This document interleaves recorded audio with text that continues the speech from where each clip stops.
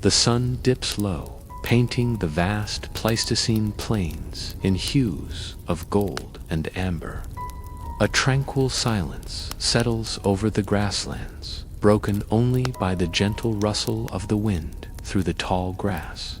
But this peace is a fragile one, for this is a land of giants, a kingdom ruled not by tooth and claw alone, but by something more profound, relentless endurance, and the power of the pack. And in this kingdom, one predator reigns supreme, the dire wolf. Imagine a wolf, but magnified, heavier, more robust, with a bite force that could shatter bone with terrifying ease. This isn't just a larger version of the gray wolf we know today. It's a creature forged in the crucible of the Ice Age, a master of this sprawling, unforgiving landscape.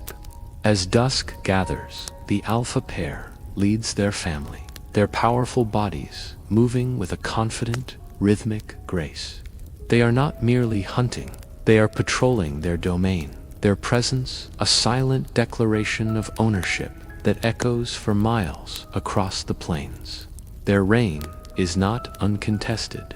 In the shadows, other titans watch. The saber-toothed cat, Smilodon, with its iconic, dagger-like fangs, is a master of the ambush. The colossal, short-faced bear, a behemoth that could stand shoulder to shoulder with a modern grizzly, possesses brute strength that is almost without equal. And then there's the American lion, larger and more formidable than its modern African counterpart, a solitary hunter of immense power. Each of these predators is a legend in its own right, a pinnacle of predatory evolution. Yet, against the dire wolf pack, even these giants tread carefully. It's a tense, complex dance of power, where territories overlap and every hunt is a potential confrontation.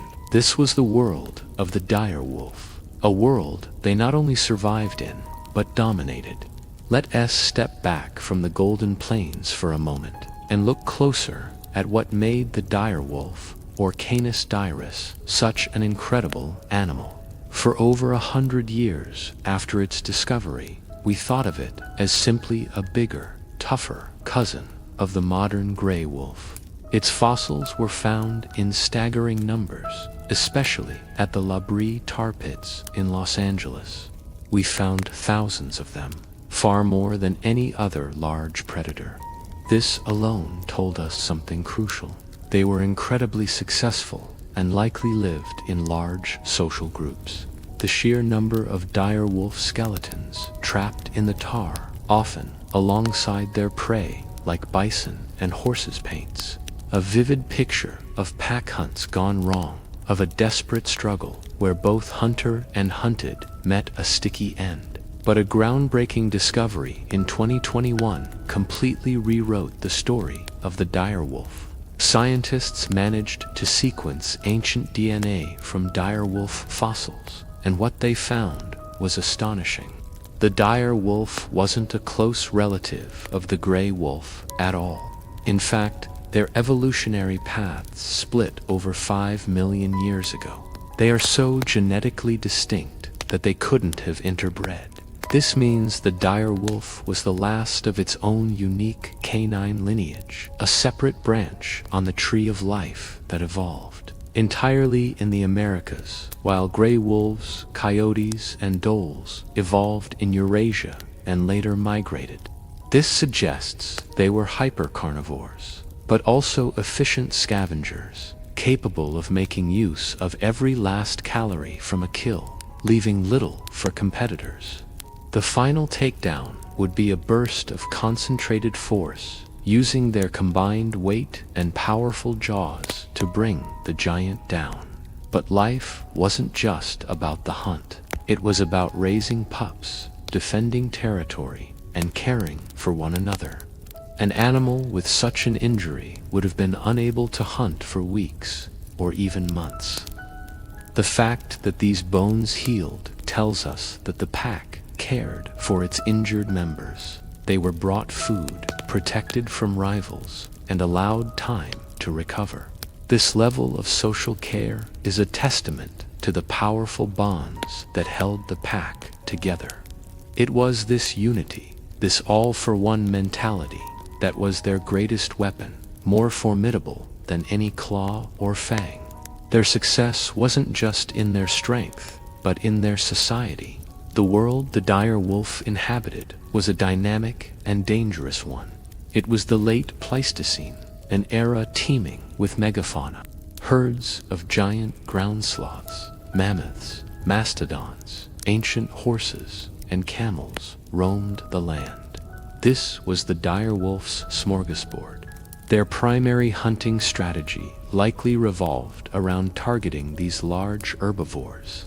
Their robust build and bone-crushing bite were perfect for dealing with such large, powerful prey.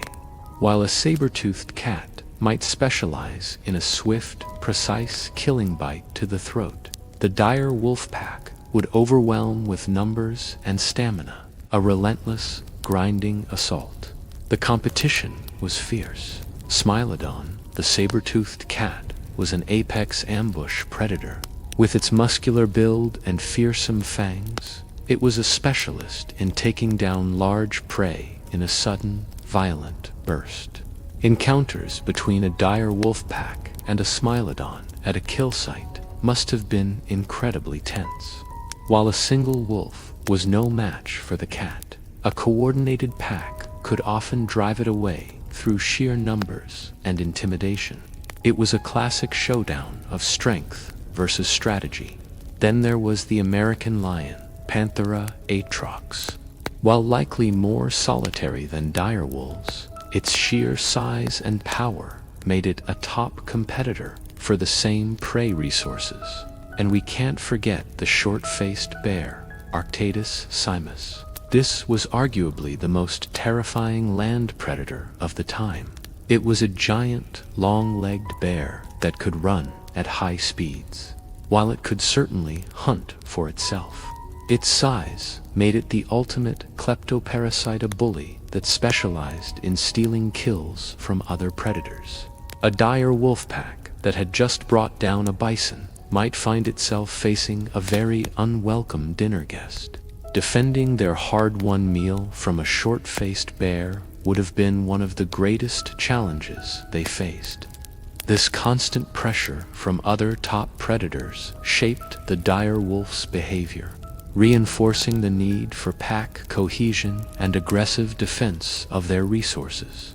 So, with such incredible success, dominating a continent for hundreds of thousands of years, what happened to the dire wolf? Why did this ultimate survivor vanish? Their extinction, around 13,000 years ago, is a story tied to massive, sweeping change. It wasn't one single event, but a perfect storm of factors. The vast, cool grasslands and open woodlands they were adapted to began to shrink, replaced by denser forests and different types of vegetation. This environmental shift had a catastrophic effect on their food source. The large megafauna, the mammoths, mastodons, giant sloths, and ancient horses that the dire wolves specialized in hunting began to die out. This mass extinction event, known as the Quaternary extinction event, pulled the rug out from under them. Their entire evolutionary strategy was built around hunting these giants. Their robust bodies and bone-crushing jaws were liabilities when the prey became smaller, faster, and more agile, like deer and elk. And this is where their old competitor, the gray wolf, enters the final chapter. Gray wolves, who had migrated from Eurasia, were more gracile, built for endurance running. They were generalists, better adapted to hunting a wider variety of smaller, nimbler prey. As the megafauna disappeared and the environment changed, the gray wolf thrived, while the dire wolf struggled. The specialist lost out to the generalist.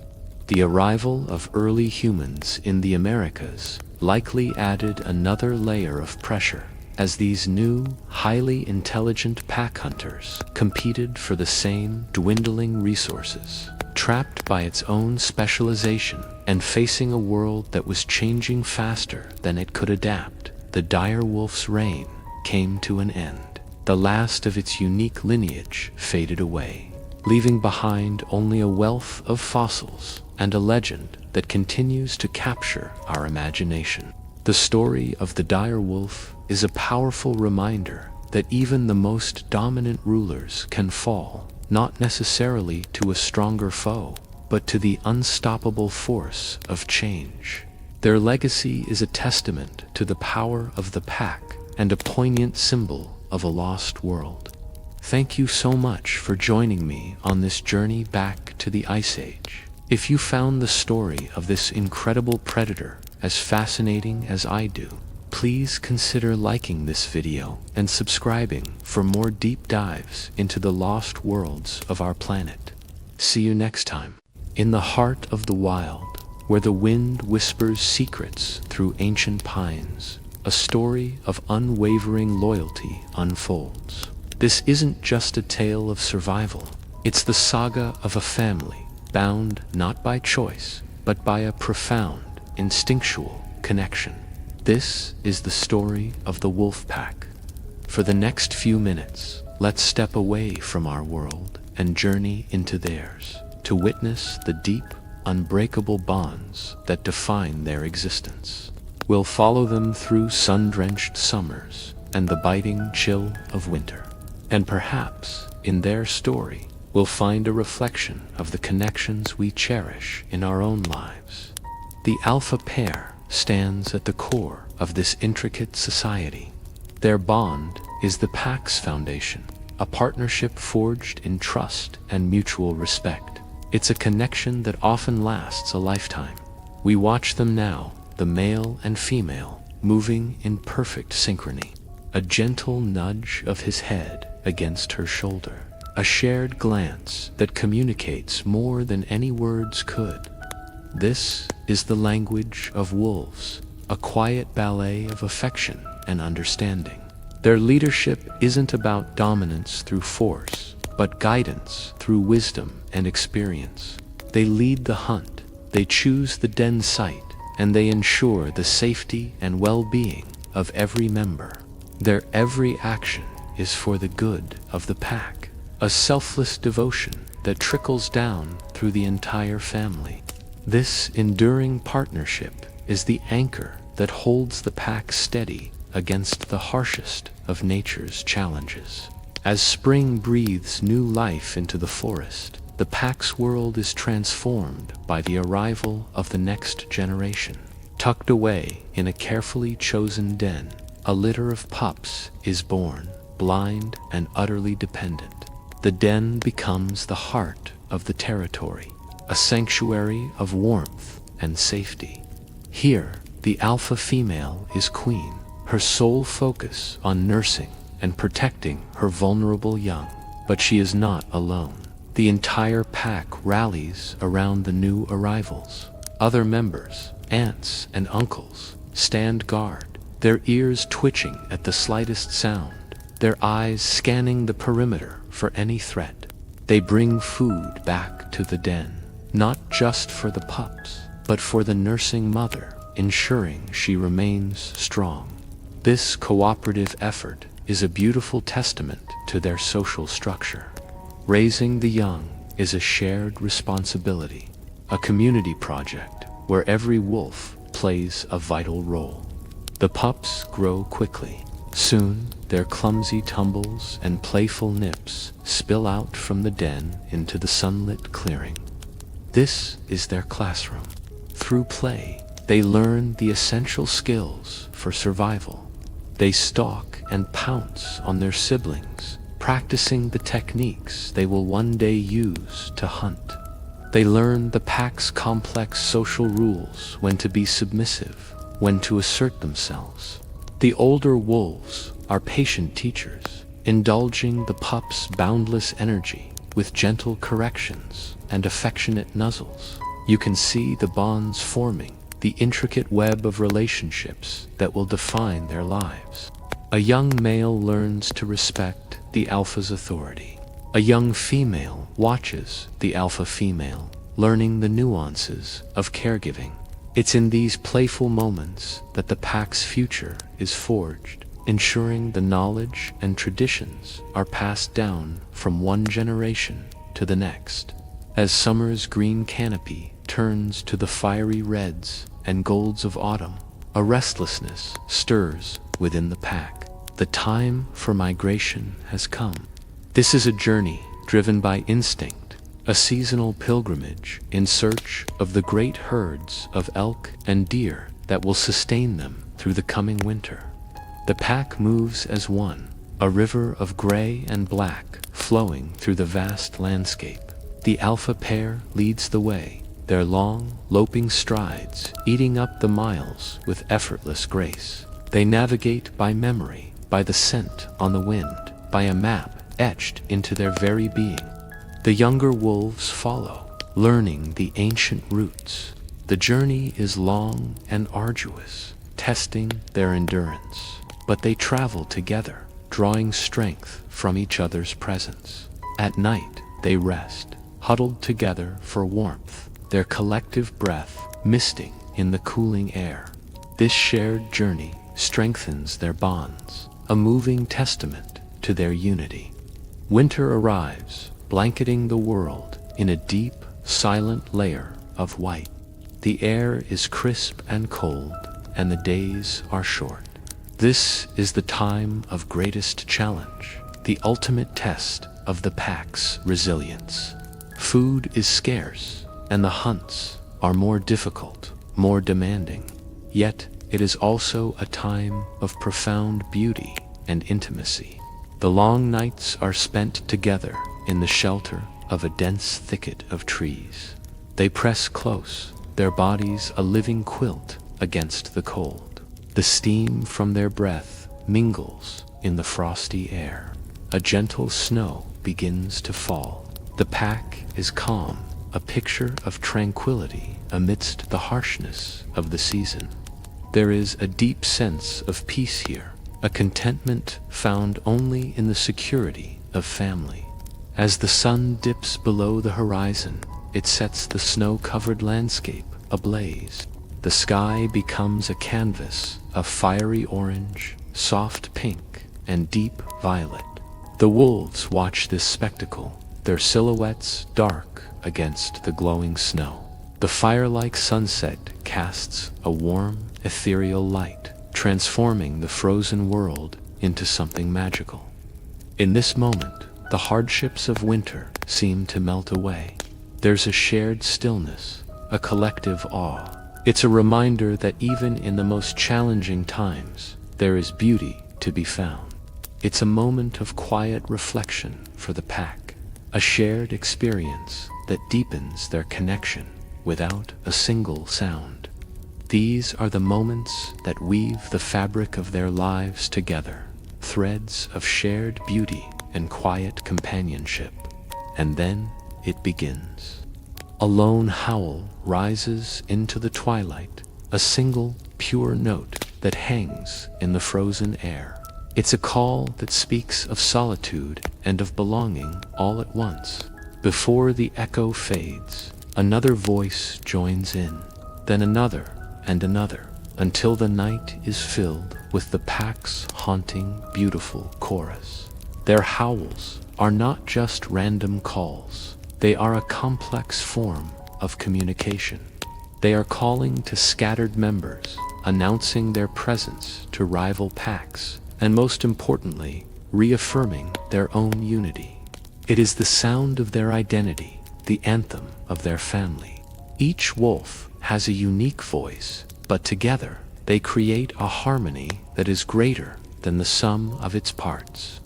Listening to their song under the vast, star-dusted sky, you can feel the power of their bond, a connection that resonates deep within the soul of the wilderness.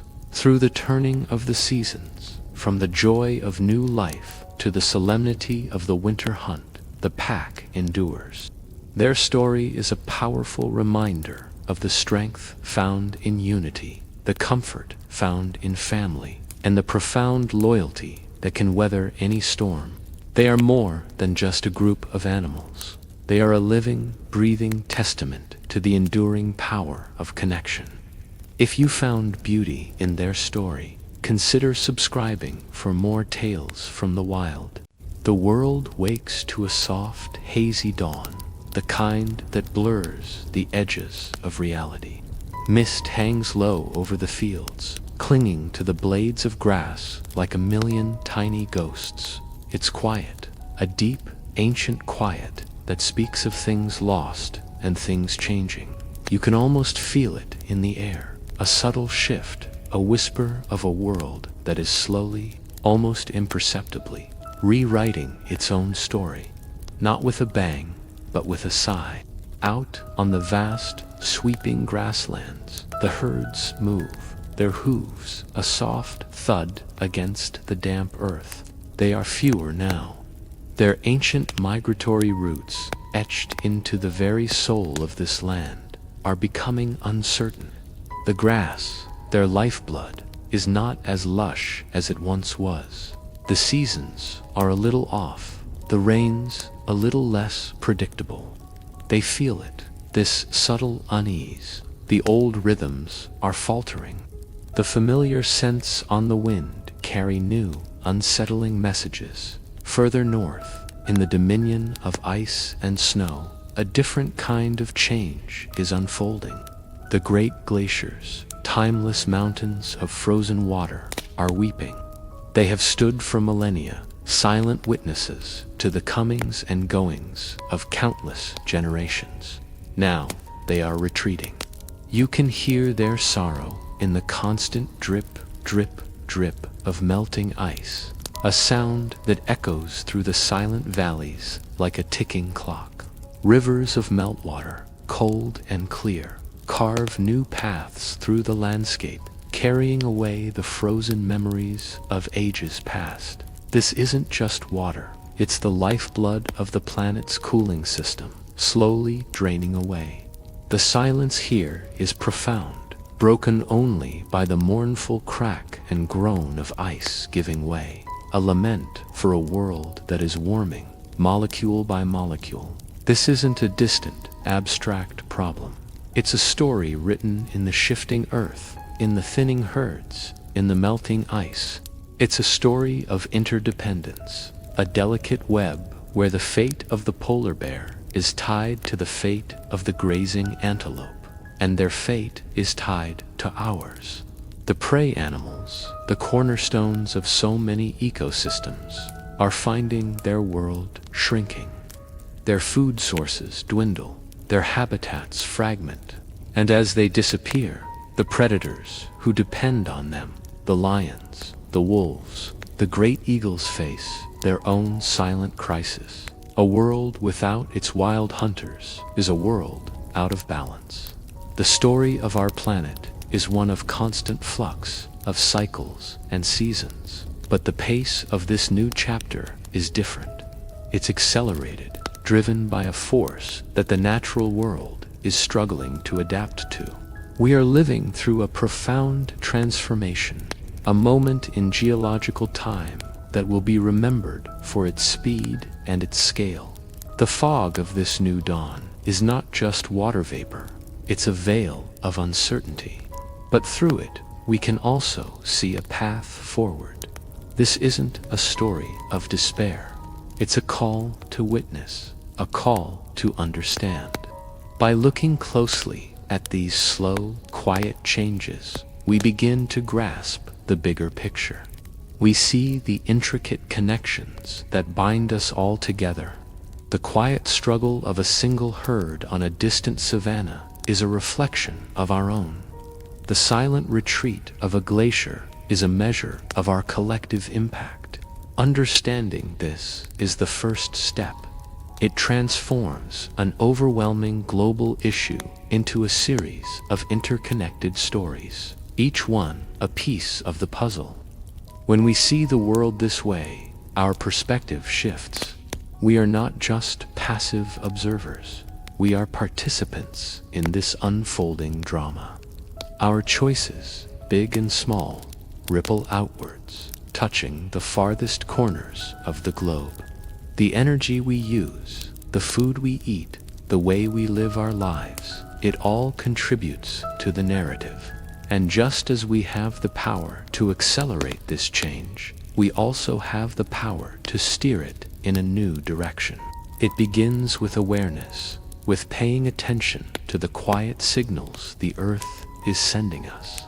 It continues with compassion, with recognizing that we are part of a global community of life, all sharing one fragile home. And it culminates in action, planting a tree, reducing our waste, supporting sustainable practices, raising our voices for policies that protect our planet. These are not small, insignificant acts. They are the building blocks of a new story, a story of restoration and resilience. Let's look at the incredible work being done around the world. Scientists are developing innovative ways to capture carbon and generate clean energy. Communities are coming together to reforest their lands and protect their watersheds. Indigenous groups are sharing their traditional knowledge, offering time-tested strategies for living in harmony with nature. There is a vast and growing movement of people who are refusing to accept a future of decline, who are working tirelessly to heal the damage and build a better world. Think about the power of regeneration. A degraded landscape can be brought back to life. A polluted river can be cleaned. An endangered species can be pulled back from the brink of extinction. Nature is incredibly resilient, and when we work with it instead of against it, the results can be miraculous. We are seeing this happen in real time, in pockets of hope that are spreading across the globe. This is the story we need to tell. Not just the story of loss, but the story of recovery. Not just the story of the problem, but the story of the solution. We are a species of storytellers, and the stories we tell shape our reality. If we tell a story of hopelessness, we will become hopeless. But if we tell a story of courage, of innovation, of collective action, we will inspire those very qualities in ourselves and in others. The foggy dawn is lifting. The sun is beginning to break through, illuminating the path ahead. It will not be an easy path, but it is a path we can walk together. The quiet of the morning is not an emptiness, it's an invitation. An invitation to listen, to learn, and to act, to become the ancestors our descendants will be proud of, the ones who saw the world changing and chose to change with it for the better, the ones who answered the quiet call of the earth with a resounding chorus of hope. Thank you for joining me on this journey today. If this message resonated with you, please consider liking this video and subscribing to the channel. Let's continue this conversation and work together to write a new, more hopeful chapter for our planet. Thank you for watching. Imagine a world untouched, a land of giants. Vast, frozen plains stretch under a pale sun. Forests older than memory whisper secrets to the wind. This was the Earth, tens of thousands of years ago. And into this world, a new creature arrived. They walked on two legs, their bodies small and fragile compared to the titans that roamed this land. They were us, our ancestors, and they were entering a realm where they were not at the top of the food chain. The air, thick with the scent of pine and damp earth, carried the sounds of life on a colossal scale.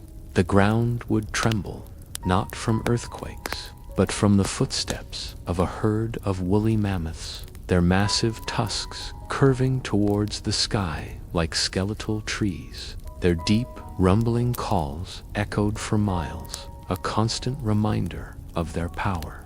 In the shadows of the colossal forests, the saber-toothed cat, Smilodon, stalked its prey. its iconic fangs a perfect instrument of death. Giant ground sloths, taller than a mammoth when standing on their hind legs, methodically stripped entire trees of their leaves.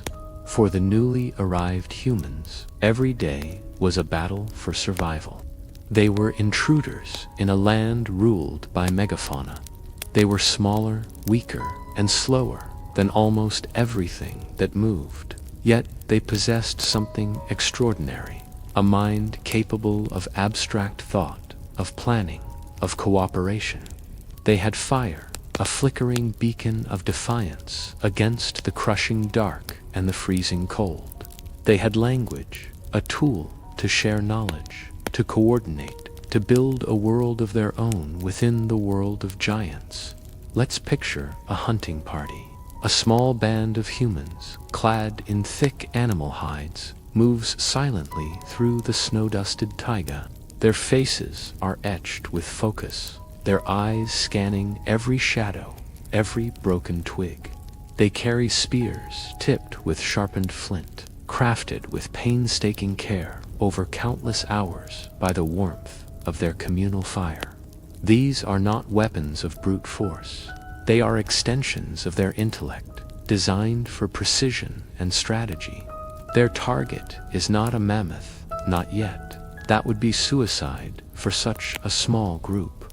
They're tracking a giant, short-faced bear, a predator that could easily hunt them in return. But this one is old, its movements slower, its tracks showing a slight limp. The hunters have been following it for days, learning its habits, waiting for the perfect moment. This is a game of patience and intelligence, not a contest of strength. The tension is a living thing, a knot in the pit of each hunter's stomach. A single mistake, snapped branch, a careless cough could mean disaster. They communicate with subtle hand gestures, a silent language understood by all. The plan is simple but dangerous. They will corner the bear against a rock face, using the terrain to their advantage, limiting its ability to charge or escape. As the sun begins its descent, casting long, eerie shadows across the landscape, they close in. The forest falls silent, as if holding its breath. The bear, sensing the trap, rears up on its hind legs, its roar a terrifying explosion of sound that shakes the very air. It is a creature of immense power, a force of nature cornered. The humans stand their ground, a small, determined line against the coming fury. Spears are raised. The moment of truth has arrived. This desperate, dangerous dance between human ingenuity and primal power was the daily reality of our ancestors. The campfire crackles, a small sun in the vast, devouring night. The hunters have returned, weary but successful. The air is filled with the smell of roasting meat, a scent of victory and life. Around the flames, the clan gathers. Children listen, wide-eyed, to the story of the hunt, a tale that will be told and retold, becoming part of their collective memory, their culture. The elders share their wisdom, their knowledge of the seasons, of the animal migrations, of the secret places where medicinal plants grow. This small circle of light is their entire universe. Beyond it, the darkness is alive. The howl of a dire wolf pack echoes in the distance. The hoot of a giant owl, a silent hunter of the night, sends a shiver down the spine. The forest is not empty. It's watching, waiting. Every sound is a potential threat. The courage to face the unknown, to protect one another, to build a future for their children in this beautiful and brutal world. The competition for resources was relentless. Humans were not just competing with the great beasts. They were competing with other hominins, other branches of the human family tree. In Europe and Asia, they encountered the Neanderthals, stronger, more robust, and perfectly adapted to to the cold climate for hundreds of thousands of years. The Neanderthals were masters of their domain. They were skilled hunters, capable of taking down the largest of prey. When our ancestors, Homo sapiens, arrived from Africa, they were the newcomers, the outsiders. For thousands of years, these two types of humans lived side by side. Did they trade? Did they fight? Did they learn from each other? The archaeological record gives us tantalizing clues, but few definitive answers. We find Neanderthal tools mixed with early modern human artifacts.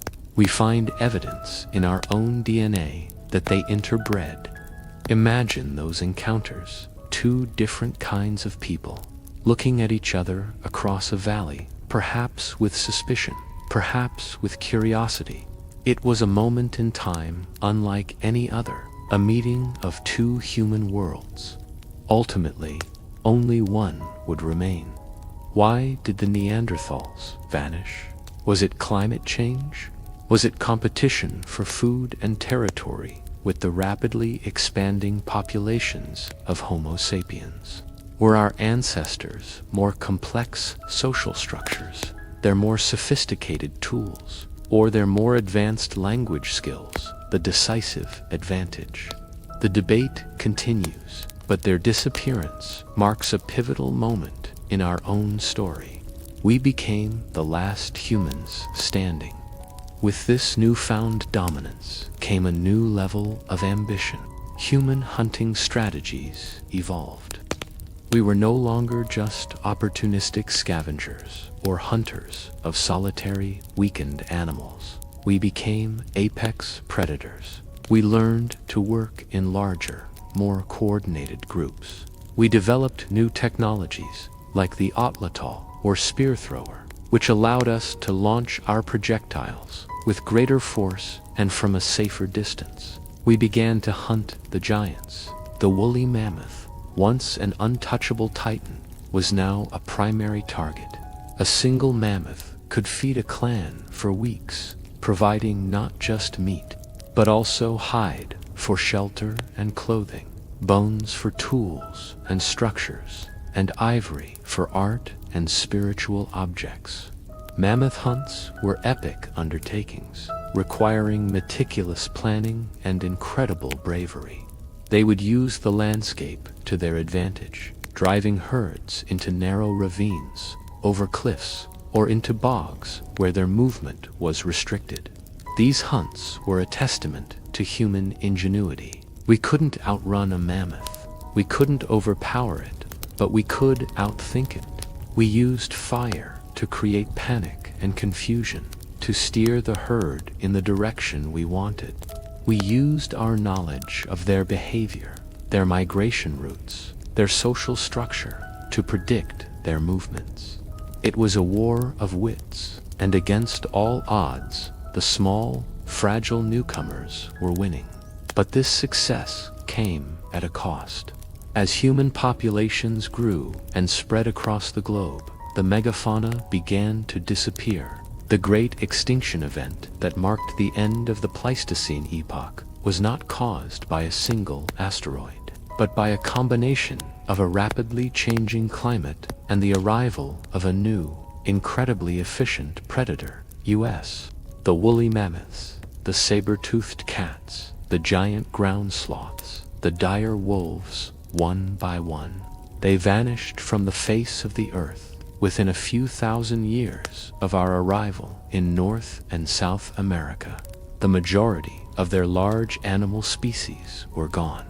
Was it our fault?